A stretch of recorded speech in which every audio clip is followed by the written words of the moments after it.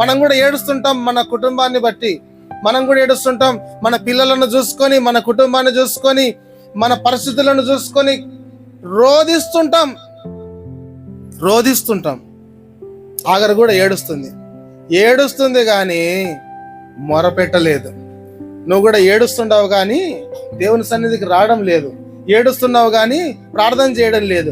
నలిగిపోతున్నావు కానీ దేవుణ్ణి అడగడం లేదు. దేవునికి దూరంగా ఉన్నావు. ఎన్నాళ్ళు దూరంగా ఉంటావు? ఎన్నాళ్ళు అలా ఉంటావు? నువ్వు ఏడ్చడం కాదు, నువ్వు నలిగిపోవడం కాదు, నువ్వు బాధపడడం కాదు, నువ్వు దిగులు పడడం కాదు. కూర్చొని ఒక్కని దిగులు పడితే ఏమి రాదు. చింతించటం వల్ల నీ ఎత్తు మూరెడు ఎక్కువ చేసుకోలేవు, తక్కువ చేసుకోలేవు. నీ వెంట్రుకను తెలుపు చేయలేవు, నలుపు చేయలేవు. చింతిస్తే ఏమి రాదు నీకు. నువ్వు ప్రార్థన చేయాలా? ఏం చేయాలి చెప్పండి? ఏం చేయాలి?